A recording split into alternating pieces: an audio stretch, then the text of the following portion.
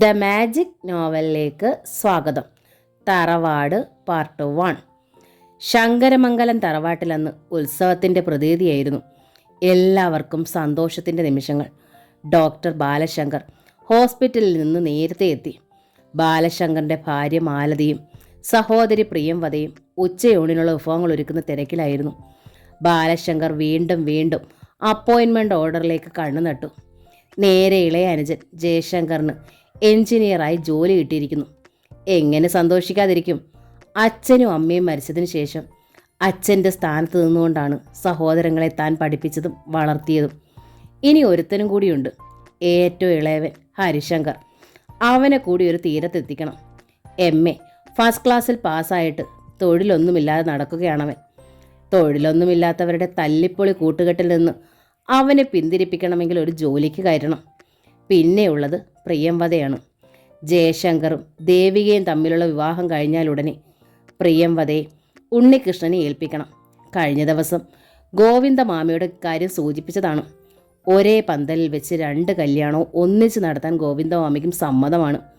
ജോലി കിട്ടിക്കഴിഞ്ഞേ കല്യാണം കഴിക്കൂ എന്ന് ജയശങ്കർ വാശി പിടിച്ചതുകൊണ്ടാണ് വിവാഹം നീണ്ടുപോയത്. ഇനിയിപ്പോൾ ആ തടസ്സം ഉണ്ടാവില്ല.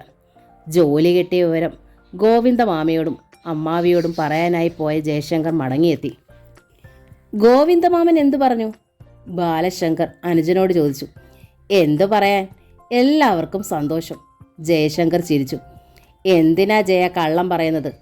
ദേവികയ്ക്കും ഉണ്ണിക്കും മാത്രമേ സന്തോഷം ഉണ്ടാവൂ. ജോലി കിട്ടാത്തതായിരുന്നല്ലോ എല്ലാറ്റിനും ഒരു തടസ്സം. അവിടേക്ക് കടന്നു വന്ന മാലതി കളിയാക്കി. ജയശങ്കർ തല കുനിച്ചു. ഊണ് റെഡിയായി, വിളമ്പട്ടെ? മാലതി ചോദിച്ചു.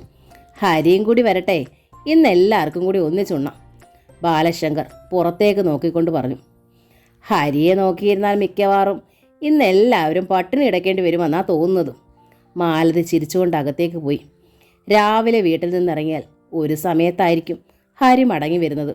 വായനശാലയിലും ബാർബർ ഷാപ്പിലുമൊക്കെ ഇരുന്ന് രാഷ്ട്രീയവും ചില്ലറ വഴക്കുമൊക്കെയായി അവൻ സമയം നീക്കും. പലരും ഹരിയെക്കുറിച്ച് പരാതിയുമായി വരുന്നത് ബാലശങ്കറിൻ്റെ അടുത്താണ്. പലപ്പോഴും അനുജനെ വിളിച്ച് ഉപദേശിക്കാറുണ്ട്. എല്ലാം മൂളി കേട്ടിട്ട് വീണ്ടും ആരോടെങ്കിലും വഴക്കുണ്ടാക്കും. ദൂരെ നിന്നും ഹരിശങ്കർ വരുന്നത് കണ്ടപ്പോൾ ബാലശങ്കർ പിറുപിറുത്തു. കൂടുതൽ ആളിച്ചത് കൊണ്ടാ വഷളായത്. ആരുടെയോ വായിൽ നോക്കി നിന്നിട്ടാ വരുന്നത് വഷളൻ. അങ്ങനെ പറഞ്ഞെങ്കിലും ബാലശങ്കറിന് ഏറ്റവും കൂടുതൽ ഇഷ്ടം അവനോടായിരുന്നു. അച്ഛൻ്റെ തനിച്ചായ അവന് മാത്രമേ കിട്ടിയിട്ടുള്ളൂ. എന്തോ നാടാ, ഇന്നെങ്കിലും കുറച്ച് നേരത്തെ വന്നൂടെ? ബാലശങ്കർ ദേഷ്യപ്പെട്ടു. ഹരിശങ്കർ ജ്യേഷ്ഠന് മുഖം കൊടുക്കാതെ അടുക്കളയിലേക്ക് നടന്നു. എന്നും അങ്ങനെയാണ് പതിവ്. അടുക്കളയിലിരുന്നേ ഭക്ഷണം കഴിക്കൂ. ഇന്നും ചെറിയ കുട്ടിയാണെന്നാ വിചാരം. അടുക്കളയിൽ കയറുന്നത് ആണുങ്ങൾക്ക് ചേർന്നതല്ലാട്ടോ. മാലതി പലപ്പോഴും കളിയാക്കും. ബാലേട്ടൻ പറയുന്നത് ഇന്ന് ഞാൻ ചെറിയ കുട്ടിയാണെന്നാ. ഏട്ടത്തിയമ്മയെ എപ്പോഴും പറയുന്നത് ഞാൻ ശങ്കറിനെ പോലെയാണെന്നല്ലേ. ഹരി ചിരിക്കും. ഹരിയേട്ടനോടൊപ്പം ജീവിക്കുന്ന പെണ്ണിൻ്റെ ഒരു യോഗം. അല്ലറ ചില്ലറ ജോലിയൊക്കെ ചെയ്യിക്കാമല്ലോ. വിറക് കീറാനോ, അവിയലിന് കഷ്ണം അരിയാനോ, സാമ്പാറിന് അരച്ച് ചേർക്കാനോ. പ്രിയംവദ പരിഹസിക്കുമ്പോഴേക്കും ഹരി സ്നേഹത്തോടെ തല്ലാനിട്ട് ഓട്ടിക്കും. ഒന്ന് പോടി പെണ്ണെ, അവൾ ഓടിക്കളയും. അന്നും പതിവ് പോലെ കറിപ്പാത്രമൊക്കെ പൊക്കി നോക്കിയിട്ട് ഹരി പറഞ്ഞു. ഇന്ന് ഗംഭീര സദ്യയാണല്ലോ. ഏതായാലും വിളമ്പ്, നല്ല വിശപ്പ്. ഹരിയും കൂടെ വരാനായി ഇതുവരെ എല്ലാവരും കാത്തിരുന്നത്. എന്നിട്ടിപ്പോൾ തനിച്ചിരുന്നുണ്ണാനോ? ബാലേട്ടൻ കേൾക്കണ്ട. ഞാൻ ഇവിടെ ഇരുന്നോളാം ഏട്ടത്തിയമ്മേ. ഡോക്ടർ എഞ്ചിനീയറും ഒക്കെ ഡൈനിങ് ഹാളിൽ ഇരിക്കട്ടെ. ഈ ഉള്ളവൻ തൊഴിലില്ലാത്തവനും വഴക്കാളിയൊക്കെ അല്ലേ. ഇന്ന് ഏതായാലും അത് പറ്റില്ല. എൻ്റെ പൊന്നുമോൻ ചേട്ടന്മാരുടെ അടുത്ത് പോയാട്ടെ. മാലതി അവൻ്റെ കൈക്ക് പിടിച്ച് വലിച്ച് ഉമ്മറത്തേക്ക് കൊണ്ടുവന്നു. ദാ ബാലേട്ടാ, നിങ്ങൾ കാത്തിരിക്കുന്നത് വെറുതെ. ഡോക്ടർ എഞ്ചിനീയറും ഒക്കെ ഇരുന്നിടത്തേക്ക് ചെക്കന് വേണ്ടാന്നു. അതുകൊണ്ടല്ല ഏട്ടത്തിയമ്മേ, അടുക്കളയിലാവുമ്പം കുശാലായിട്ട് വിളമ്പി തിന്നാലോ, അതിനുള്ള അടവാണ്. ജയശങ്കർ ഹരിയെ കളിയാക്കി. അതെ അതെ, എവിടെ ഇരുന്നാലും വിളമ്പി തരുന്നത് ഏട്ടത്തിയമ്മയല്ലേ. ആരാ ഫുഡ് ഇൻസ്പെക്ടർ എന്ന് ഏട്ടത്തിയമ്മ തന്നെ പറയട്ടെ. ഹരിയും വിട്ടുകൊടുത്തില്ല. സംസാരമൊക്കെ ഊണ് കഴിഞ്ഞിട്ടാവാം. പ്രിയംവദ എവിടെ? പിള്ളേര് പ്രിയംവദ നിലത്ത് നിർത്തിയിട്ട് വേണ്ടേ? രണ്ടിനെ ഒക്കത്ത് വെച്ച് പറമ്പിലൂടെ നടക്കുക. എല്ലാവരെയും വിളിക്ക്. മാലതി അകത്തേക്ക് പോയി. ബാലശങ്കറിന് 2 കുട്ടികളാണ്. മൂത്തവൾ 6 വയസ്സുകാരി ലക്ഷ്മി, രണ്ടാമത്തവൻ 4 വയസ്സുകാരൻ ശങ്കരൻ. അച്ഛൻ്റെ അമ്മയുടെ ഓർമ്മയ്ക്ക് വേണ്ടി അവരുടെ പേരുകളാണ് മക്കൾക്കിട്ടിരിക്കുന്നത്. അന്ന് എല്ലാവരും കൂടി ഒന്നിച്ചിരുന്നാണുണ്ടത്. എല്ലാം മറന്നും പൊട്ടിച്ചിരിച്ചും കളിതമാശകൾ പറഞ്ഞും ഭക്ഷണം കഴിക്കുന്നതിനിടയിൽ ബാലശങ്കർ ഹരിയെ ഉപദേശിക്കാൻ മറന്നില്ല. ഇനി നിന്റെ ഈ കുട്ടിക്കളിയും തല്ലിപ്പൊളി കൂട്ടുകെട്ടും ഒക്കെ ഒന്ന് മാറ്റണം. നിനക്ക് കൂടി ഒരു ജോലി കിട്ടിയാലേ എനിക്ക് സന്തോഷമാവൂ. ഡൊണേഷൻ കൊടുത്തിട്ടാണെങ്കിലും ഏതെങ്കിലും കോളേജിൽ കയറിക്കൂടാം. കൈക്കൂലി കൊടുത്തുള്ള ജോലിയൊന്നും എനിക്ക് വേണ്ട, ഹരി അറുത്തു മുറിച്ചു പറഞ്ഞു. കൈക്കൂലി കൊടുക്കാതെ ഇന്നലത്തെ കാലത്ത് എവിടെ ജോലി കിട്ടാനാണ്? കിട്ടിയില്ലെങ്കിൽ വേണ്ട, ഏതെങ്കിലും ഒരു ട്യൂട്ടോറിയൽ കോളേജിൽ ഞാൻ പഠിപ്പിച്ചോളാം. അത് പോരടാ, ഒരു ഡോക്ടറുടെയും എഞ്ചിനീയറുടെ അനുജനാണ് നീ. നിനക്കും സമൂഹത്തിൽ ഉയർന്നൊരു സ്ഥാനം വേണം. ഈ പ്രായത്തിൽ ഏതെങ്കിലും ഒരു കോളേജിൽ കയറിക്കൂടിയാൽ എൻ്റെ പ്രായം വരുമ്പോൾ നിനക്ക് ഫസ്റ്റ് ഗ്രേഡ് പ്രൊഫസറാകാം. അർഹതയുണ്ടെങ്കിൽ എനിക്കും ജോലി കിട്ടും. ആപ്ലിക്കേഷനൊക്കെ ഞാനും അയക്കുന്നുണ്ട്. പക്ഷേ കൈക്കൂലി കൊടുത്തിട്ട് ഒരിടത്തേക്ക് ഞാൻ ജോലിക്ക് കയറില്ല. അങ്ങനെ വന്നാൽ അർഹതപ്പെട്ട പലരും തഴയപ്പെടും. അത് പാടില്ല. ജയേട്ടന് ജോലി കിട്ടിയത് കൈക്കൂലി കൊടുത്തിട്ടല്ലല്ലോ. ജയൻ അത് സാധിച്ചു എന്ന് കരുതി എല്ലാവർക്കും ആ ഭാഗ്യം ഉണ്ടായെന്ന് വരില്ലടാ. ബാലശങ്കർ ഒന്ന് നിർത്തി. പിന്നെ ചുവരിൽ തൂക്കിയിട്ടിരിക്കുന്ന അച്ഛൻ്റെയും അമ്മയുടെയും ഫോട്ടോയിലേക്ക് കണ്ണുകൾ നട്ടുകൊണ്ട് ചിലമ്പിച്ച സ്വരത്തിൽ തുടർന്നു. ഹരി, താഴ്ന്ന നിലയിൽ നിന്നാണ് നാം ഇവിടെ വരെ എത്തിയത്. 15 വർഷം മുമ്പ് അച്ഛൻ മരിക്കുമ്പോൾ നമുക്കുള്ള മിച്ചം കുറേ കടമായിരുന്നു. നമ്മളെയൊക്കെ വളർത്താൻ അമ്മ ഒത്തിരി കഷ്ടപ്പെട്ടു. ഞാൻ ഡോക്ടറായപ്പോഴേക്കും ആകെ ഉണ്ടായിരുന്ന കൃഷിസ്ഥലവും കൂടി നമുക്ക് നഷ്ടപ്പെടുകയായിരുന്നു. നഷ്ടപ്പെട്ടതൊക്കെ ഇന്ന് നാം തിരിച്ചെടുത്തു. നമ്മുടെ വളർച്ചയിൽ പലർക്കും അസൂയുണ്ടെന്നുള്ള കാര്യം നീ മറക്കരുത്. നിനക്കറിയാമോ, MBBSന് അഡ്മിഷൻ കിട്ടിയപ്പോൾ പലരും പറഞ്ഞത് ഇന്നും ഞാൻ ഓർക്കുന്നു. ശങ്കരമംഗലത്തെ ചെറുക്കൻ ഇനി ഡോക്ടറാകാത്ത കുഴപ്പമേ ഉള്ളൂവെന്ന്. ശങ്കരമേനോൻ്റെ മകന് അതിനുള്ള യോഗ്യത എന്താണെന്ന്. ആ ശങ്കരമേനോൻ്റെ മൂത്ത മകൻ ഡോക്ടറായി, രണ്ടാമത്തെ മകൻ ഇന്ന് എഞ്ചിനീയറായി, മൂന്നാമത്തെ മകൻ നാളെ കോളേജ് ലെക്ചറർ ആവണം. അത് ഈ ബാലേട്ടൻ്റെ വാശിയാ. അതിനുവേണ്ടി ഈ തറവാട് വിൽക്കേണ്ടി വന്നാലും നിന്നെ ഞാൻ ലെക്ചററാക്കും. ബാലശങ്കറിൻ്റെ കണ്ണുകൾ നനഞ്ഞു, അതരം വിറപൂണ്ടു. പിന്നെ ഏറെ നേരം വേണ്ടി വന്നു ബാലശങ്കറിന് ശബ്ദിക്കാൻ. ഹരി, സ്നേഹം കൊണ്ടൊരു കൊട്ടാരമാണ് നമ്മളിവിടെ പണിതിരിക്കുന്നത്. ഞാൻ മരിക്കുന്നത് വരെ അതിനൊരു ഇളക്കവും തട്ടാൻ പാടില്ല. സമൂഹത്തിൽ എനിക്കും ജയനുമുള്ള സ്ഥാനം നിനക്കും ഉണ്ടാവണം. ബാലശങ്കർ എഴുന്നേറ്റു.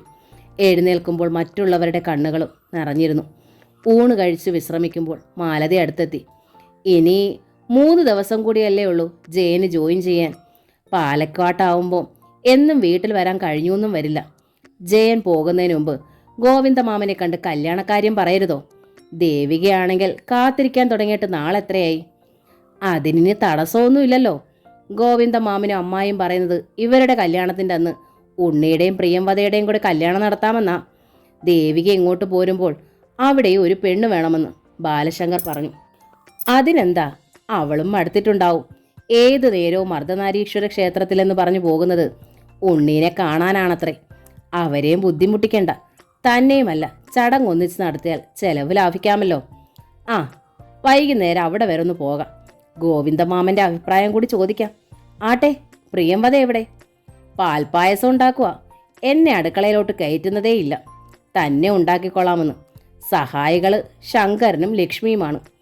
പ്രിയംവദയെ കെട്ടിച്ചു വിട്ടാൽ ശങ്കരനും ലക്ഷ്മിയും അവളുടെ കൂടെ പോകുമെന്ന് തോന്നുന്നല്ലോ. ബാലശങ്കർ ചിരിച്ചു. ചെറിയൊരു മയക്കം കഴിഞ്ഞ് എഴുന്നേറ്റപ്പോൾ പാൽപ്പായസം റെഡി. പ്രിയംവദയും ശങ്കരനും ലക്ഷ്മിയും എല്ലാവർക്കും പായസം വിതരണം ചെയ്തു. ഹരി എവിടെ? ബാലശങ്കർ ചോദിച്ചു. ബാലേട്ടൻ മയക്കം പിടിച്ചപ്പോഴേക്കും കക്ഷി സ്ഥലം വിട്ടു. മാലതി ചിരിച്ചു. വൈകുന്നേരം ആയപ്പോൾ പ്രിയംവദ മാലതിയുടെ മുന്നിൽ നിന്ന് പരിങ്ങി. എന്താ പ്രിയംവദേ? ഇന്ന് ജയേട്ടന് ജോലി കിട്ടിയതുകൊണ്ട് പാൽപ്പായസം വെച്ചതല്ലേ. ഗോവിന്ദമാമൻ്റെ വീട്ടിലും കുറച്ച് കൊടുക്കണ്ടേ? പ്രിയംവദ ചോദിച്ചു. അതിനെന്താ, കുറച്ച് കഴിയുമ്പോൾ ബാലേട്ടൻ അമ്പാടിയിൽ പോകുന്നുണ്ട്. ബാലേട്ടൻ്റെ കയ്യിൽ കൊടുത്തു വിടാമല്ലോ. ഞാൻ കൊടുത്തിട്ട് വരാം ഏട്ടത്തിയമ്മേ. ഇന്ന് വെള്ളിയാഴ്ചയല്ലേ, അർദ്ധനാരീശ്വര ക്ഷേത്രത്തിൽ പോകാൻ ചെല്ലാമെന്ന് ദേവികയോട് ഞാൻ പറഞ്ഞതുമാ. ആ കൂടെ പായസവും കൊടുക്കാമല്ലോ. എൻ്റെ പെണ്ണേ, എന്നോടിത് വേണോ? ഉണ്ണിയെ കാണാൻ വേണ്ടിയിട്ടല്ലേ പാൽപ്പായസം വലിച്ചഴിക്കുന്നത്? മാലതി ചിരിച്ചു. നിങ്ങളുടെയൊക്കെ ഈ നാടകം അവസാനിപ്പിക്കാനാ ബാലേട്ടൻ ഗോവിന്ദമാമനെ കാണുന്നത്. ഏതായാലും പോയിട്ട് വാ, സന്ധ്യയ്ക്ക് മുമ്പ് വന്നേക്കണം. പ്രിയംവദയ്ക്ക് സന്തോഷമായി. ഉണ്ണിയേട്ടനെ കണ്ടിട്ട് കുറച്ച് ദിവസമായി. അവൾ വേഗം കുളിച്ച് വേഷം മാറി തൂക്കുപാത്രത്തിൽ പായസവും എടുത്ത് ഇറങ്ങുമ്പോൾ ശങ്കരനും ലക്ഷ്മി അടുത്തെത്തി. ആൻറ്റി, ഞങ്ങളൂടെ വരണു. അവർ പ്രിയംവദയുടെ പാവാടത്തുമ്പിൽ പിടിച്ചു. വേണ്ട വേണ്ട, പാത്രം ചുമക്കുന്നതും പോരാത്തതിന് രണ്ടിനെയും കൂടി എടുക്കാൻ എനിക്ക് വയ്യ. എന്തിനാ പിള്ളാരെ നിങ്ങൾ വെറുതെ സ്വർഗത്തിലെ കട്ടുറുമ്പുകളാവുന്നത്? ആൻറ്റി തനിച്ചു പോയിക്കോട്ടെ. മാലതി ചിരിച്ചുകൊണ്ട് കുട്ടികളെ വിലക്കി. പ്രിയംവദ നടന്നു. ഒറ്റയടി പാതയിലൂടെ നടക്കുമ്പോൾ അവളുടെ മനസ്സ് മുഴുവൻ ഉണ്ണിയേട്ടനായിരുന്നു. തന്നെ കാണുമ്പോഴൊക്കെ രേവയമ്മാവി വാത്സല്യത്തോടെ തന്നെ കെട്ടിപ്പിടിച്ച് പറയുന്നത് അവൾ ഓർത്തു. ദേവിക ശങ്കരമംഗലത്തേക്ക് താമസം മാറ്റിയാലുടനെ നീ അമ്പാടിയിലേക്കും പോരണം. ഗോവിന്ദമാമനും അമ്മാവിയും തന്നോട് കാണിക്കുന്ന വാത്സല്യം കാണുമ്പോഴൊക്കെ ദേവിക മുഖം കുത്തി വീർപ്പിക്കും. ഈ അച്ഛനും അമ്മയ്ക്കും ഒക്കെ എന്നേക്കാൾ ഇഷ്ടം പ്രിയംവദയോടാ. അത് കേട്ട് അവർ ചിരിക്കും. നിന്നെ ഇഷ്ടപ്പെട്ടിട്ട് എന്താ കാര്യം? നീ ശങ്കരമംഗലത്ത് ജീവിക്കേണ്ടവളല്ലേ. ഞങ്ങൾ മരിക്കുന്നത് വരെ ഇവളല്ലേ ഞങ്ങളെ നോക്കേണ്ടത്. ഗോവിന്ദമാമൻ പിന്നെ ആത്മകഥം പൊഴിക്കും. എൻ്റെ ലക്ഷ്മിയുടെ തനി പകർപ്പാ അവള്. സ്വഭാവം പോലും ലക്ഷ്മിയുടെയാ. അത് കേൾക്കുമ്പോൾ ഉണ്ണിയേട്ടൻ ആരും കാണാതെ തൻ്റെ ചെവിയിൽ മന്ത്രിക്കും. പെണ്ണ് അച്ഛനെ അമ്മയെ ഇപ്പോഴേ മയക്കിയെടുത്തല്ലോ. ഇക്കണക്കിന് പോയാൽ ഞാൻ പോലും ഔട്ടാവും. അപ്പോൾ താൻ ചിരിക്കും. പ്രിയംവദ സ്വപ്നങ്ങൾ നെയ്തുകൊണ്ട് അമ്പാടിയിലേക്കുള്ള കുറുക്കു വഴിയിലൂടെ കയറി. അധികം ആരും സഞ്ചരിക്കാത്ത വഴിയാണത്. ഉണ്ണിയേട്ടനാണ് ആ വഴി തന്നെ പഠിപ്പിച്ചു തന്നത്. വിജനമായ വഴിയായതുകൊണ്ട് പെട്ടെന്ന് ആരെങ്കിലും വരുമോ എന്ന് പേടിക്കണ്ട. ഉണ്ണിയേട്ടനോടൊപ്പം ഇതുവഴി വരുമ്പോൾ പാത അവസാനിക്കുന്നതിന് മുമ്പ് കെട്ടിപ്പിടിച്ചൊരു ചുംബനം തരുമായിരുന്നു. അതിനുവേണ്ടിയാണ് ഉണ്ണിയേട്ടൻ ഈ വഴിയെ തന്നെയും കൊണ്ട് നടക്കുന്നത്. അത് ഓർത്തപ്പോൾ അവളുടെ കണ്ണുകളിൽ ലജ്ജയുടെ പൂക്കൾ വിരിഞ്ഞു. കവിത എഴുതിയ കവിൾത്തടങ്ങൾ ചെമ്പരത്തി പൂക്കൾ പോലെ ചുവന്നു. ശങ്കരമംഗലത്തെ കൊച്ചു തമ്പ്രാട്ടിയുടെ കയ്യിൽ എന്താ? തിന്നാൻ വല്ലതുമാണെങ്കിൽ എനിക്കൂടെ തന്നിട്ട് പോ. പിന്നിൽ നിന്നും ഒരു പരുക്കൻ ശബ്ദം കേട്ടപ്പോൾ അവൾ തിരിഞ്ഞു നോക്കി. കന്നുകുഴിയിൽ ദേവസി. പ്രിയംവദ നടുങ്ങി തെറിച്ചു പോയി. എപ്പോഴും മടിക്കുത്തിൽ കത്തിയുമായി നടന്ന് പെൺകുട്ടികളെ ശല്യപ്പെടുത്തുന്ന ദേവസി സ്തംഭിച്ചു നിൽക്കുകയാണ് പ്രിയംവദ. ഇതിനു മുമ്പും പലപ്പോഴും ഇയാൾ തന്നെ ശല്യപ്പെടുത്തിയിട്ടുണ്ട്. അപ്പോഴൊക്കെ വീട്ടിൽ അറിയിക്കാതിരുന്നത് ഹരിയേട്ടനെ ഭയന്നാണ്. ഹരിയേട്ടൻ അറിഞ്ഞാൽ വഴക്കുണ്ടാക്കും. ദേവസി വൃത്തികെട്ടവനാണ്. നാട്ടിലുണ്ടാകുന്ന എല്ലാ കുത്തുകേസുകളിലും പെൺകേസുകളിലുമൊക്കെ ദേവസി പ്രതിയാണ്. അങ്ങനെയുള്ളൊരു ചട്ടമ്പിയോട് ഹരിയേട്ടൻ വഴക്കുണ്ടാക്കിയാൽ ബാലേട്ടനും കൊച്ചേട്ടനും ഒക്കെ നാണക്കേടാവും. പ്രിയംവദ വേഗം നടക്കാൻ തുടങ്ങി. നാട്ടിലെ വൃത്തികെട്ടനും ആഭാസവനുമായ ഇയാളോട് ശങ്കരമംഗലത്തെ ആണുങ്ങൾ തൻ്റെ പേരിൽ വഴക്കുണ്ടാക്കാൻ പാടില്ല. നിൽക്കടി പെണ്ണേ, ഞാനും ആ വഴിക്ക് തന്നെ. മദ്യത്തിൻ്റെ ലഹരിയിൽ ദേവസി ആടി ആടി അവൾക്ക് അടുത്തെത്തി. പ്രിയംവദ ഭീതിയോടെ ഓടാൻ തുടങ്ങിയപ്പോൾ ഒരു കുതിപ്പിൽ ദേവസി അവളെ കടന്നു പിടിച്ചു. വിഷം നലഞ്ഞ സിംഹത്തിൻ്റെ മുന്നിൽ നിന്ന മാൻപേടയെ പോലെ അവൾ ഭയന്ന് വിറച്ചു. കുറേ നാളായി നിന്നെ കൊതിച്ച് നടക്കാൻ തുടങ്ങിയിട്ട്. ഇന്നേതായാലും നിന്നെ എനിക്ക് വേണം. ദേവസി വന്യമായി ചിരിച്ചു. അപ്പോൾ ചാരായത്തിൻ്റെ ഗന്ധം അവളുടെ മുഖത്ത് തട്ടി. അവൾ വെറുപ്പോടെ മുഖം തിരിച്ചു. എന്നെ വിടൂ, എന്നെ വിടൂ, അവൾ കുതറി. അവൾ അയാളുടെ കൈക്കുള്ളിൽ കിടന്ന് പെടഞ്ഞു. എടി പെണ്ണെ, ഇത് ദേവസി ആദ്യമായിട്ടല്ല ഒരു പെണ്ണിനെ വളയ്ക്കുന്നത്. ലക്ഷം വീട്ടി കാർത്തിയായനിക്ക് മതയാനയുടെ ഊരായിരുന്നു. എന്നിട്ടും ദേവസിയുടെ കൈക്കരുത്തിന് മുന്നിൽ തോറ്റുപോയി. പിന്നാ നീ. ദേവസി പ്രിയംവദയെ പൊക്കിയെടുത്ത് ദർഭക്കാട്ടിലേക്ക് കൊണ്ടുപോയി. നിലത്ത് വീണ അവൾ പിടഞ്ഞെഴുന്നേറ്റ് പാൽപ്പായസം നിറച്ച തൂക്കുപാത്രം എടുത്ത് ദേവസിയുടെ മുഖത്തടിച്ചു. പാത്രത്തിൻ്റെ അടപ്പ് തെറിച്ചുപോയി. പായസം ദേവസിയുടെ മുഖത്തുകൂടി ഒഴുകി. ഇരു കണ്ണുകളിലും പാൽപ്പായസം വീണതിനാൽ കുറച്ചു നേരത്തേക്ക് അയാൾക്ക് കണ്ണു കാണാൻ പറ്റാതായി. അത്രയും സമയം മതിയായിരുന്നു പ്രിയംവദയ്ക്ക് ഓടി രക്ഷപ്പെടാൻ. കണ്ണും മുഖവും തുടച്ച് തൊട്ടു പിന്നാലെ ദേവസി ഓടി. ദൂരെ നിന്ന് നടന്നു വന്ന ഹരിശങ്കറിൻ്റെ മുന്നിലാണ് ഓടിത്തളർന്ന പ്രിയംവദ നിന്നത്. എന്താടി നീ ഓടിക്കിതച്ച് വരുന്നത്? കിതപ്പോടെ നിൽക്കുന്ന സഹോദരിയെ സംശയത്തോടെ ഹരിശങ്കർ നോക്കി. ഇതിനു മുമ്പ് ദേവസിയുടെ ശല്യമുണ്ടായപ്പോഴൊക്കെ ഹരിയേട്ടനെ ഭയന്നായിരുന്നു വീട്ടിൽ അറിയിക്കാതിരുന്നത്. ഹരിയേട്ടൻ അറിഞ്ഞാൽ ദേവസിയുമായി വഴക്കുണ്ടാക്കുമെന്നറിയാമായിരുന്നു. ഇപ്പോഴിതാ ഹരിയേട്ടൻ മുന്നിൽ നിൽക്കുന്നു. പ്രിയംവദയ്ക്ക് നാവിറങ്ങിയതുപോലെ തോന്നി. നീ എന്തിനാ പേടിച്ചോടിയെന്നാ ചോദിച്ചത്? ഹരിശങ്കർ ശബ്ദമുയർത്തി. അപ്പോഴേക്കും ദേവസ്യ അടുത്തെത്തി കഴിഞ്ഞിരുന്നു. ഹരിശങ്കർ ദേവസ്യയെ സൂക്ഷിച്ചു നോക്കി. ഓ, ഇതാ കാര്യം. നീ വീട്ടിലേക്ക് പോയിക്കോ. വീട്ടിലിത് അറിയിക്കണ്ട. ഹരിശങ്കർ മുണ്ട് ഒന്നുകൂടി മുറുക്കി കൊടുത്തു. കയ്യിൽ കെട്ടിയ ഇര നഷ്ടപ്പെട്ടതിലുള്ള നിരാശയിൽ നിൽക്കുകയായിരുന്ന ദേവസിയുടെ മുന്നിൽ അവൻ നിന്നു. എന്താ ദേവസി, ശങ്കരമംഗലത്തെ പെണ്ണിനെ ശല്യപ്പെടുത്താൻ മാത്രം ദേവസി വളർന്നു? അതോ ദേവസിയുടെ ലിസ്റ്റിൽ പേര് വരാൻ മാത്രം ശങ്കരമംഗലത്തെ പെണ്ണ് അതം പതിച്ചോ? കന്നുകുഴിയിൽ ദേവസിക്ക് പെണ്ണുങ്ങളെല്ലാം ഒരുപോലെ. കണ്ണിൽ പിടിച്ചത് ഏതവളാണെങ്കിലും ദേവസിയുടെ ലിസ്റ്റിൽ പേര് വന്നിരിക്കും, തരം കിട്ടിയാൽ. വാക്കുകൾ പൂർത്തിയാക്കും മുമ്പ് ദേവസിയുടെ മുഖത്ത് ഹരി ശങ്കറുടെ വലത് കൈ പതിച്ചു. ചെവിക്കുള്ളിൽ വണ്ടു മൂളുന്നത് പോലെ ദേവസിക്ക് തോന്നി. കണ്ണിൽ അന്ധകാരം പടർന്നു. ഏറെ നേരം വേണ്ടി വന്നു കാഴ്ച തിരിച്ചു കിട്ടാൻ. ശങ്കരമംഗലത്ത് ആണുങ്ങളുണ്ടെന്നുള്ള കാര്യം മറന്നു പോയോടാ നായെ. എതിർക്കാൻ തുടങ്ങുന്നതിന് മുമ്പ് ഒരടി കൂടി ഹരിശങ്കർ കൊടുത്തു. ദൂരെ തെറിച്ചു വീണ ദേവസി കത്തിയുമായാണ് എഴുന്നേറ്റ് വന്നത്. എല്ലാം കണ്ട് ഹൃദയസ്പന്ദനം പോലും നഷ്ടപ്പെട്ടതുപോലെ നിൽക്കുകയായിരുന്നു പ്രിയംവദ. കത്തിയുമായി പാഞ്ഞെടുത്ത ദേവസിയെ ഹരിശങ്കർ ആഞ്ഞു തൊഴിച്ചു. കത്തി ദൂരെ തെറിച്ചു വീണു. പിന്നെ പൊരിഞ്ഞടിയായിരുന്നു. പ്രിയംവദ ഒരു നിലവിളിയോടെ തിരിഞ്ഞോടി. ചെമ്മൺ പാതയിലൂടെ പൊടി പറത്തിക്കൊണ്ടുവരുന്ന ബാലേട്ടൻ്റെ പഴയ ഫിയറ്റ് കാർ കണ്ടപ്പോൾ പ്രിയംവദ വഴിക്ക് നടുവിലേക്ക് കയറി നിന്നു. അവൾക്ക് മുമ്പിൽ കാർ വന്നു നിന്നു. കാറിനുള്ളിൽ ജയശങ്കറും ഉണ്ടായിരുന്നു. അവർ ഗോവിന്ദമാമൻ്റെ വീട്ടിലേക്ക് പോയിട്ട് വരികയായിരുന്നു. ബാലേട്ടാ, കൊച്ചേട്ടാ, ഹരിയേട്ടന് ദേവസിയുമായിട്ട് വഴക്കാം. ദേവസിയുടെ കയ്യിൽ കത്തിയുണ്ട്, പ്രിയംവദ കരച്ചിലോടെ പറഞ്ഞു. എവിടെ? ബാലശങ്കറും ജയശങ്കറും ഒന്നിച്ചു ചോദിച്ചു. ദാ അവിടെ. ബാലശങ്കർ കാർ വേഗം വിട്ടു. അവർ ചെല്ലുമ്പോഴേക്കും ദേവസിയുടെ അടിയേറ്റ് വീണ ഹരിശങ്കർ നിലത്ത് കിടന്ന കത്തിയുമായി ചാടി എഴുന്നേൽക്കുകയായിരുന്നു. രണ്ടുപേരും നന്നേ തളർന്നിരുന്നു. എടാ, ശങ്കരമംഗലത്തെ പെണ്ണിന് 3 ആങ്ങളമാരാടാ ഉള്ളത്. നിന്നെ ഞാൻ. ഉയർത്തിപ്പിടിച്ച കത്തിയുമായി ഹരിശങ്കർ ദേവസിക്ക് നേരെ പാഞ്ഞു. ഹരി, കത്തി താഴെയിടൂ. കാറിൽ നിന്നിറങ്ങിയ ഡോക്ടർ ബാലശങ്കർ ഉറക്കെ വിളിച്ചു പറഞ്ഞുകൊണ്ട് അനുജൻ്റെ അടുത്തേക്ക് ഓടി. പിന്നാലെ ജയശങ്കറും. പക്ഷേ അപ്പോഴേക്കും ഹരിശങ്കറുടെ കയ്യിലിരുന്ന കത്തി ദേവസിയുടെ നെഞ്ചിൽ അമർന്നു കഴിഞ്ഞിരുന്നു. അയ്യോ! അവിടമാകെ പ്രകമ്പനം കൊള്ളിച്ചുകൊണ്ട് ഒരാർത്തനാദം ദേവസിയിൽ നിന്നുയർന്നു. രക്തം ചീറ്റി ഒഴുകി. ദേവസി നെഞ്ചു പൊത്തിപ്പിടിച്ച് കുഴഞ്ഞ് നിലത്ത് വീണു. ഹരി, ചതിച്ചോടാ മോനെ? ബാലശങ്കർ നെഞ്ചിടം തകർന്നാണ് ചോദിച്ചത്. ഒന്നും കാണാനുള്ള ശക്തിയില്ലാതെ ജയശങ്കർ ഇരു കരങ്ങളാലും മുഖം പൊത്തി. ഒരു മരവിപ്പിൽ നിൽക്കുകയായിരുന്നു ഹരിശങ്കർ. ചോര തെറിച്ച് വീണ് അവൻ്റെ മുഖത്തും ഷർട്ടിലും ചോപ്പ് പടർന്നു. മരണവേദനയോടെ ദേവസി നിലത്ത് കടന്ന് പിടയുകയായിരുന്നു. കുറേ നേരത്തെ സ്തംഭനാവസ്ഥയ്ക്ക് ശേഷം സ്ഥലകാല ബോധമുണ്ടായപ്പോൾ ഡോക്ടർ ബാലശങ്കർ ദേവസിയുടെ നെഞ്ചിൽ നിന്നും കത്തി ഊരിയെടുത്തു. ഡോക്ടർ ബാലശങ്കറിൻ്റെ കൈകളിൽ രക്തക്കറ പുരണ്ടു. അരുത് ബാലേട്ടാ, നിങ്ങൾ 2 ആളും പൊയ്ക്കോളൂ, ഹരിശങ്കർ ആർദ്രമായ സ്വരത്തിൽ പറഞ്ഞു. ഹരി, നീ ഇവിടം വിട്ടു പൊയ്ക്കോളൂ. ഞാനും ജയനും കൂടി ഇയാളെ ഹോസ്പിറ്റലിൽ കൊണ്ടുപോകാം. ബാലശങ്കർ തിരിഞ്ഞ് ജയശങ്കറിനോടായി പറഞ്ഞു. ജയ, ഇയാളെ എടുക്ക്. എത്രയും വേഗം ഹോസ്പിറ്റലിൽ എത്തിക്കണം. ബാലശങ്കറും ജയശങ്കറും കൂടി ദേവസിയെ എടുത്ത് കാറിലേക്ക് കയറ്റിയപ്പോഴേക്കും അയാൾ മരിച്ചു കഴിഞ്ഞിരുന്നു. മുകളിലേക്ക് ഉയർന്നു വന്ന കൃഷ്ണമണികൾ കണ്ട് ബാലശങ്കർ അറിയാതെ നിലവിളിച്ചു. ജയ, ചതിച്ചോടാ, ദേവസി മരിച്ചുപോയി.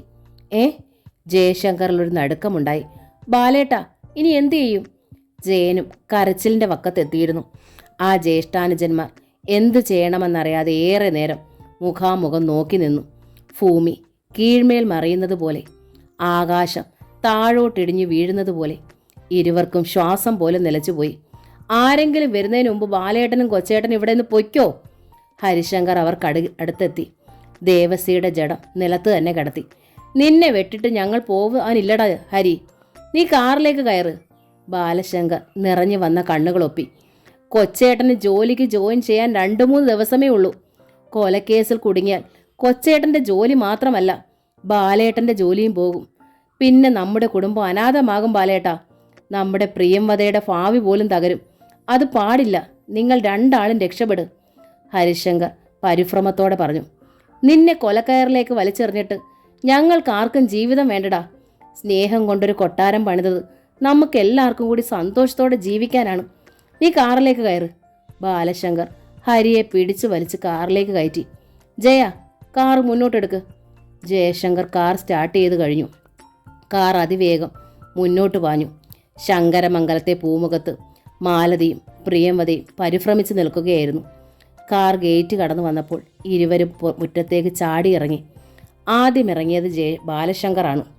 ബാലേട്ടൻ്റെ കയ്യിൽ രക്തം പുരണ്ടത് കണ്ട നടുക്കത്തിൽ നിന്നും ഉണരുന്നതിന് മുമ്പ് രക്താഭിഷിക്തനായി കാറിൽ നിന്നും ഇറങ്ങി വന്ന ഹരിശങ്കറെ കണ്ടപ്പോൾ മാലതിയും പ്രിയംവതയും നിലവിളിച്ചു. ഈശ്വര, ഇതെന്താ പറ്റിയേ? ഇരുവരും ഹൃദയം തകർന്നു ചോദിച്ചു. മാലതി, ബഹളം വെക്കരുത്. നിങ്ങൾ ബഹളം വെച്ചാൽ കുട്ടികളും കരയും. രണ്ടുപേരും അകത്തേക്ക് പോയിക്കോളൂ. ബാലശങ്കർ അവരെ സമാധാനിപ്പിക്കാൻ ശ്രമിച്ചു. എന്താണുണ്ടായെന്ന് പറയൂ ബാലേട്ടാ. മിണ്ടാതെ പോകാനല്ലേ പറഞ്ഞത്? ബാലശങ്കർ ഒച്ച വെച്ചു. ഒരു തേങ്ങലോടെ മാലതിയും പ്രിയംവതയും അകത്തേക്ക് പോയി. വേഗം വേഷം മാറി കുളിച്ച് റെഡിയാകും, ഹരിശങ്കറിനോടായി ബാലേട്ടൻ പറഞ്ഞു. അവരും അകത്തേക്ക് കയറി. രക്തം പുരണ്ട വേഷം മാറി ബാലേട്ടനും ഹരിശങ്കറും ബാത്റൂമിലേക്ക് പോയി. ജയശങ്കർ കാറിൽ പറ്റിപ്പിടിച്ചിരുന്ന ചോരപ്പാടുകൾ തുടച്ചു കളഞ്ഞു. ഇതേ സമയം ദേവസി കൊല്ലപ്പെട്ട് കിടക്കുന്നത് കണ്ട് ആരോ മറ്റുള്ളവരെ വിവരം അറിയിച്ചു. നിമിഷ നേരം കൊണ്ട് ദേവസിയുടെ ജഡം കിടക്കുന്നിടത്തേക്ക് ജനം പ്രവഹിച്ചു. അനവധി പെൺകുട്ടികളുടെ ചാരിത്രം കവർന്നെടുക്കുകയും നാട്ടുകാർക്കെല്ലാം പേടി സ്വപ്നമായി തീരുകയും ചെയ്തിരുന്ന ദേവസി കൊല്ലപ്പെട്ടതറിഞ്ഞപ്പോൾ പലരും സന്തോഷിച്ചു. ഭീകരനായ ദേവസിയെ കൊന്നത് ആരാണെന്ന് മാത്രം ആർക്കും അറിഞ്ഞുകൂടായിരുന്നു. പെൺകുട്ടികൾക്കായിരുന്നു ഏറെ സന്തോഷം. മദ്യ അകത്ത് എന്നാൽ അമ്മയും പെങ്ങളെയും തിരിച്ചറിയാൻ കഴിയാത്ത വൃത്തികെട്ടവനായിരുന്നു അയാൾ. സ്വന്തം വീട്ടുകാർക്ക് പോലും അയാളുടെ മരണത്തിൽ ദുഃഖിച്ചില്ല. ആരോ പോലീസിൽ വിവരമറിയിച്ചു. SIയുടെ നേതൃത്വത്തിൽ പോലീസ് സംഘം പാഞ്ഞെത്തി. ജനങ്ങൾ ഭയപ്പാടോടെ അകന്നു നിന്നു. ചെമ്മൺ പാതയിൽ പതിഞ്ഞു കിടന്ന കാറിൻ്റെ ടയറുകളുടെ പാട് ശ്രദ്ധിച്ചുകൊണ്ട് SI അവിടെ കൂടി നിന്നവരോടായി ചോദിച്ചു.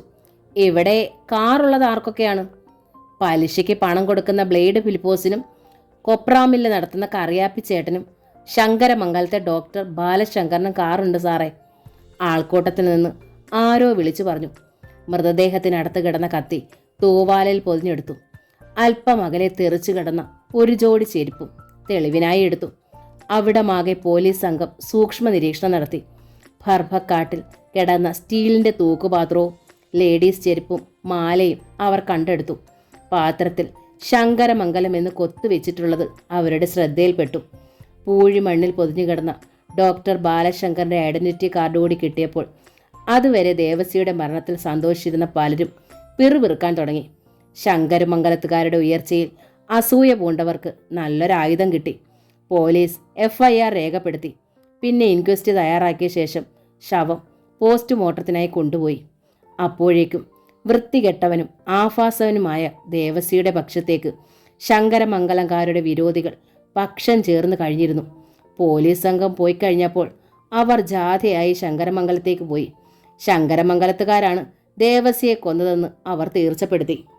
കല്ലറയ്ക്കൻ എന്നറിയപ്പെടുന്ന ജോർജ് കുട്ടിയും ചെമ്പകശ്ശേരി ശ്രീധരക്കുറുപ്പും മുദ്രാവാക്യം വിളിച്ചു കൊടുത്തു. മറ്റുള്ളവർ അത് ഏറ്റുവിളിച്ചു. ജാഥ ശങ്കരമംഗലത്തെ പടിക്കലെത്തിയപ്പോൾ ഡോക്ടർ ബാലശങ്കറിൻ്റെ ഫിയറ്റുകാർ ഗേറ്റ് കടന്ന് വഴിയിലേക്ക് ഇറങ്ങുകയായിരുന്നു. അവർ കാറ് തടഞ്ഞു. ഡോക്ടർ ബാലശങ്കറാണ് ഡ്രൈവ് ചെയ്തിരുന്നത്. കാറിനുള്ളിൽ ജയശങ്കറും ഹരിശങ്കറും ഉണ്ടായിരുന്നു. ഡോക്ടർ ബാലശങ്കർ മുന്നിൽ നിൽക്കുന്നവരെ കണ്ട് നടുങ്ങി. അതിൻ്റെ അനുരണനം അനുജന്മാരിലേക്കും പടർന്നു. കന്നുകുഴിയിലെ ദേവസിയെ കൊന്നേച്ച് രക്ഷപ്പെടാൻ നോക്കുന്നോ? കാറ് വളഞ്ഞവർ ആക്രോശിച്ചു. ശങ്കരമംഗലത്തെ തമ്പ്രാക്കന്മാർ പാവപ്പെട്ട ഒരു ചെറുപ്പക്കാരനെ പട്ടാപ്പകൽ കൊന്നിട്ട് ഒളിച്ചു നടക്കാൻ നോക്കുന്നോ? ഇല്ല, ഞങ്ങൾ വിടുകയില്ല. ഡോക്ടർ ബാലശങ്കറിനെ നോക്കി ശ്രീധരക്കുറുപ്പ് പുച്ഛത്തോടെ അലറി. ഡോക്ടർ ബാലശങ്കറിനെ അറസ്റ്റ് ചെയ്യുക. എല്ലാം നോക്കിക്കൊണ്ട് ഉമ്മർത്ത് നിന്ന മാലതി ബോധമറ്റ് നിലം പതിച്ചു.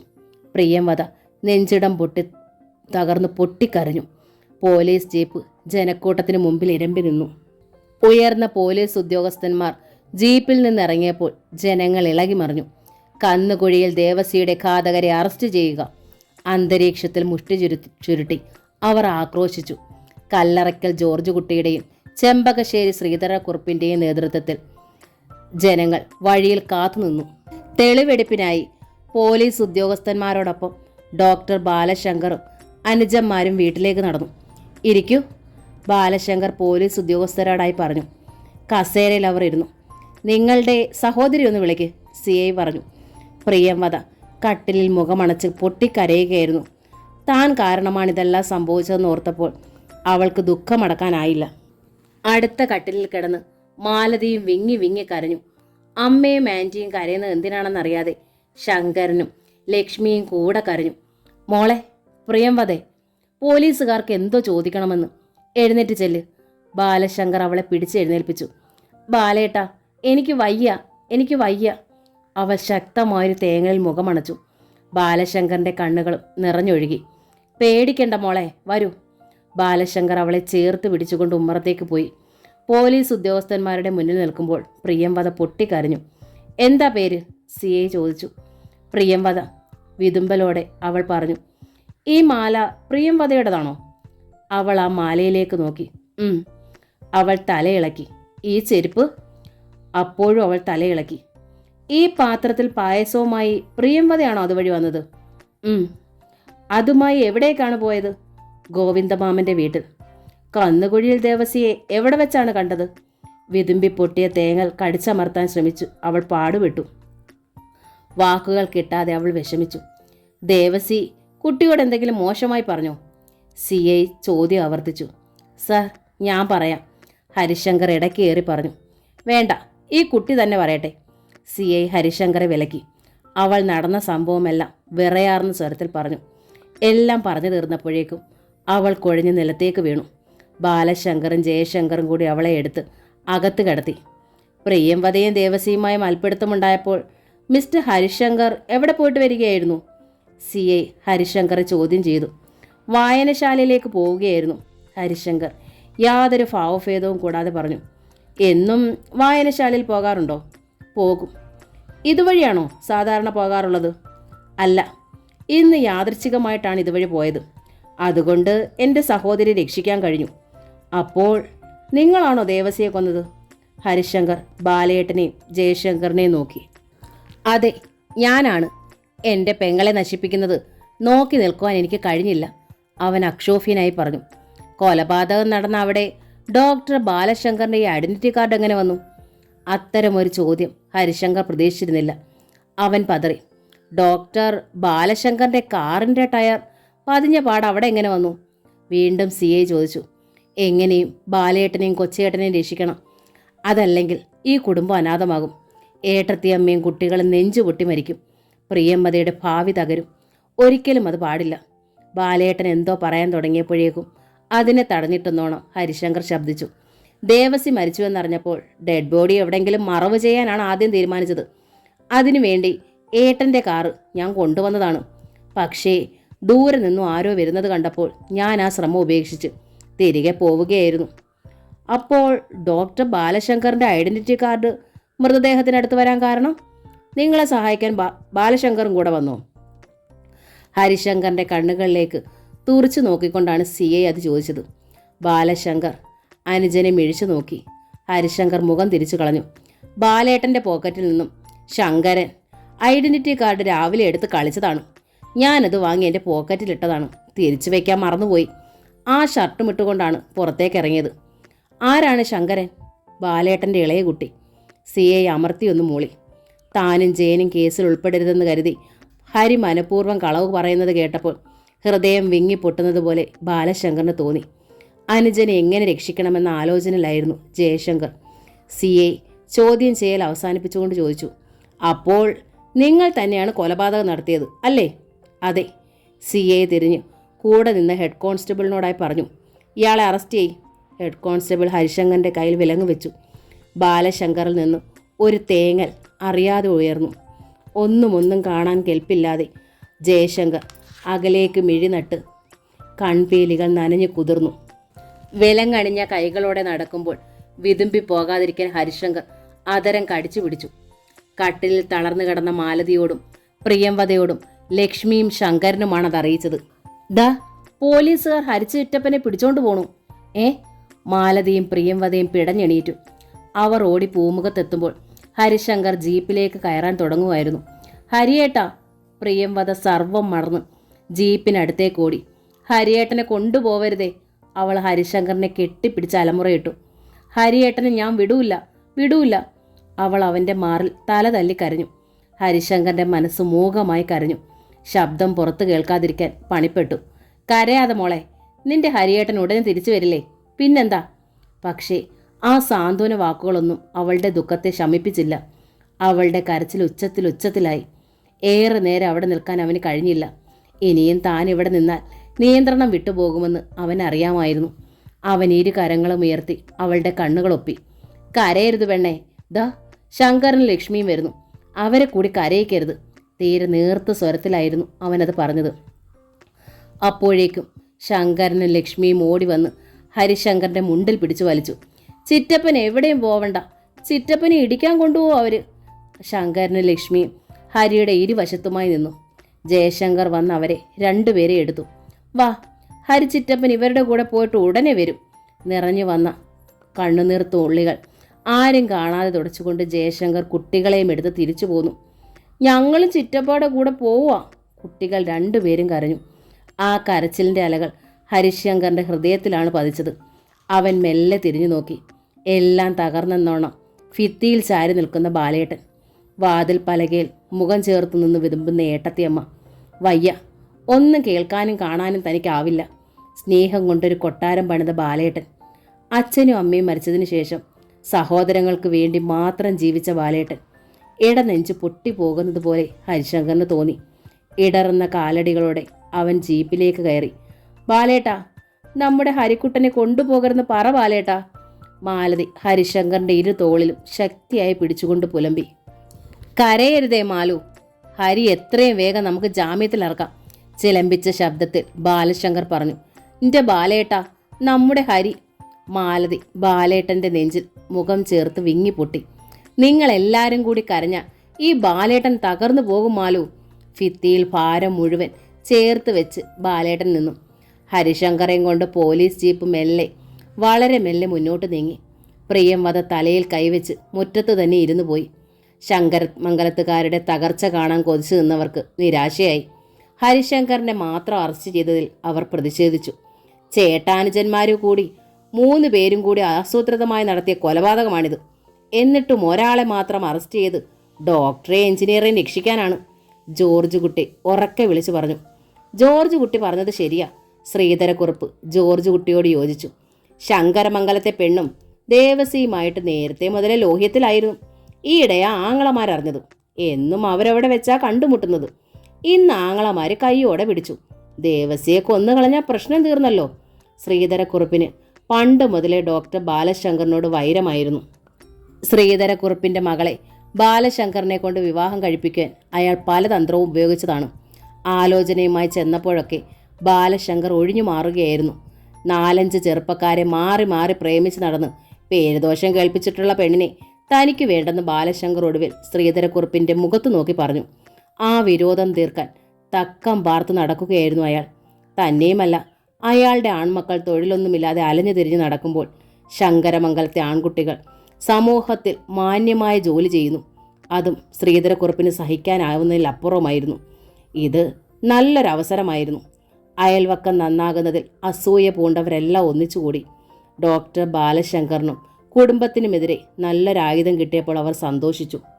ശ്രീധരക്കുറുപ്പിൻ്റെയും ജോർജ് കുട്ടിയുടെയും നേതൃത്വത്തിൽ ജാഥ കവലയിലേക്ക് നീങ്ങി. കവലയിൽ പ്രതിഷേധ യോഗവും ചേർന്നു. അനവധി കുത്തുകേസുകളിലും ബലാത്സംഗ കേസുകളിലും പ്രതിയാവുകയും പലവട്ടം ജയിലിൽ പോവുകയും ചെയ്ത കന്നുകുഴിയിൽ ദേവസി നാടിൻ്റെ അഭിമാനമായി മാറുകയായിരുന്നു. ദേവസിയുടെ മരണം നാടിനും നാട്ടാർക്കും തീരാ നഷ്ടമാണെന്ന് വരെ ശ്രീധരക്കുറുപ്പും ജോർജ് കുട്ടിയും പ്രസംഗിച്ചു. ബാലശങ്കർ മെഡിക്കൽ കോളേജിൽ ഡോക്ടർ ആയതുകൊണ്ട് പോസ്റ്റ്മോർട്ടം റിപ്പോർട്ട് നീതിപൂർവമായിരിക്കില്ലെന്നും ജില്ലയ്ക്ക് പുറത്തുനിന്നുള്ള പോലീസ് സർജനെ കൊണ്ട് പോസ്റ്റ്മോർട്ടം നടത്തണമെന്നും ഉള്ള യോഗം ഒരു പ്രമേയത്തിലൂടെ സർക്കാരിനോട് ആവശ്യപ്പെട്ടു. കൊലപാതകം നടത്തിയത് സമൂഹത്തിലെ ഉന്നതന്മാരായതുകൊണ്ട് അന്വേഷണം CBIക്ക് വിട്ടുകൊടുക്കണമെന്നായിരുന്നു മറ്റൊരാവശ്യം. പിറ്റേ ദിവസം ഹരിശങ്കറെ കോടതിയിൽ ഹാജരാക്കി. പ്രശസ്ത ക്രിമിനൽ അഡ്വക്കേറ്റ് മഹേശ്വരൻ പിള്ള ഹരിശങ്കറിന് വേണ്ടി കോടതിയിൽ ജാമ്യാപേക്ഷ സമർപ്പിച്ചു. കൊലപാതകത്തിൽ 1-ലധികം പേർ ബന്ധപ്പെട്ടിട്ടുണ്ടെന്ന് സംശയമുണ്ടെന്നും പ്രതിക്ക് സമൂഹത്തിലെ ഉന്നതന്മാരുമായി ബന്ധമുള്ളതുകൊണ്ട് പുറത്തിറങ്ങിയാൽ അന്വേഷണത്തെ തടസ്സപ്പെടുത്താൻ സാധ്യതയുണ്ടെന്നും പബ്ലിക് പ്രോസിക്യൂട്ടർ വാദിച്ചു. നീണ്ട നേരത്തെ വാദത്തിന് ശേഷം ജാമ്യാപേക്ഷ കോടതി തള്ളിക്കളഞ്ഞു. ഹരിശങ്കറെ 15 ദിവസത്തേക്ക് റിമാൻഡ് ചെയ്തു. കോടതിക്ക് പുറത്ത് വീർപ്പടക്കി നിന്ന ഡോക്ടർ ബാലശങ്കറും ജയശങ്കറും ജഡ്ജിയുടെ വാക്കുകൾ കേട്ട് സ്തബ്ധരായി. ഹരിശങ്കർ പോലീസിന്റെ അകമ്പടിയോടെ നടന്നു പോകുന്നത് അവർ ദുഃഖത്തോടെ നോക്കി നിന്നു. തിരിച്ച് വീട്ടിലേക്ക് പോകാൻ പോലും അവർക്ക് തോന്നിയില്ല. മാലതിയെയും പ്രിയംവദയും എന്തു പറഞ്ഞാണ് ആശ്വസിപ്പിക്കുക? ശങ്കറിനും ലക്ഷ്മിക്കും ഹരി കളിക്കൂട്ടുകാരനായിരുന്നു. ഹരിച്ചിറ്റപ്പൻ എവിടെയെന്ന് ചോദിച്ചാൽ എന്ത് മറുപടിയാണ് പറയുക? പ്രശസ്തനായ ക്രിമിനൽ ലോയറാണ് മഹേശ്വരൻ പിള്ള. എന്നിട്ടും ജാമ്യം കിട്ടാതായപ്പോൾ ഡോക്ടർ ബാലശങ്കറിന് കടുത്ത നിരാശ തോന്നി. അനുജനെ രക്ഷിക്കാൻ വേണ്ടി പണം എത്ര വേണമെങ്കിലും മുടക്കാൻ അയാൾ തയ്യാറായിരുന്നു. തറവാട് പോലും അവന് വേണ്ടി വിൽക്കാൻ സന്നദ്ധനാണ്. ഏതായാലും പോസ്റ്റ്മോർട്ടം റിപ്പോർട്ട് കിട്ടട്ടെ, അത് കഴിഞ്ഞ് സെഷൻസ് കോടതിയിൽ ജാമ്യാപേക്ഷ കൊടുക്കാം, അഡ്വക്കേറ്റ് മഹേശ്വരൻ പിള്ള പറഞ്ഞു. തിരിച്ച് വീട്ടിൽ ചെന്നപ്പോൾ മാലതിയും പ്രിയംവദയും വാതുക്കൽ തന്നെ നിൽക്കുകയായിരുന്നു. എവിടെ ബാലേട്ട ഹരി? അവരോടൊപ്പം ഹരിയെ കാണാതായപ്പോൾ മാലതി ചോദിച്ചു. 2 ദിവസം കൂടി കഴിയാതെ ജാമ്യം കിട്ടില്ല മാലു. 2 ദിവസം ശങ്കരനെ ലക്ഷ്മിയെ കാണാതെ എങ്ങനെ ഹരി അവിടെ കിടക്കും? ഞാൻ വിളമ്പി കൊടുക്കാതെ ആഹാരം കൂടി കഴിക്കില്ല. അവന് ഞാൻ പെറ്റമ്മ തന്നെ ആയിരുന്നു. മാലതി പദം പെറുക്കി കരഞ്ഞു. ഹരി വന്നില്ലെന്നറിഞ്ഞപ്പോഴേ പ്രിയംവദ കരഞ്ഞുകൊണ്ട് കിടപ്പുമുറിയിലേക്ക് ഓടി. അന്നും ആ വീട്ടിൽ ആരും ഭക്ഷണം കഴിച്ചില്ല. ഒരു മരണ വീട് പോലെ മൂകത തളം കെട്ടി നിന്നു. അന്ന് ഉച്ച കഴിഞ്ഞാണ് ദേവസിയുടെ ശവം പോസ്റ്റ്മോർട്ടം ചെയ്ത് കിട്ടിയത്.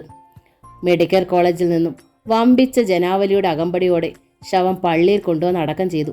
പിറ്റേ ദിവസം ഡോക്ടർ ബാലശങ്കറിനെയും ജയശങ്കറിനെ അറസ്റ്റ് ചെയ്യണമെന്നാവശ്യപ്പെട്ടുകൊണ്ടുള്ള വാൾ പോസ്റ്ററുകൾ അവിടെ മാകെ നിരന്നു. ദേവസിയും പ്രിയംവദയുമായി പ്രേമമായിരുന്നുവെന്നുള്ള വാൾ പോസ്റ്ററുകളും പലയിടത്തും പ്രത്യക്ഷപ്പെട്ടു. മിത്രമായി നടന്ന പലരും തങ്ങൾക്കൊരു വീഴ്ച വന്നപ്പോൾ കൈകൊട്ടിച്ചിരിക്കുന്നത് കണ്ടപ്പോൾ ബാലശങ്കറിന് വേദന തോന്നി.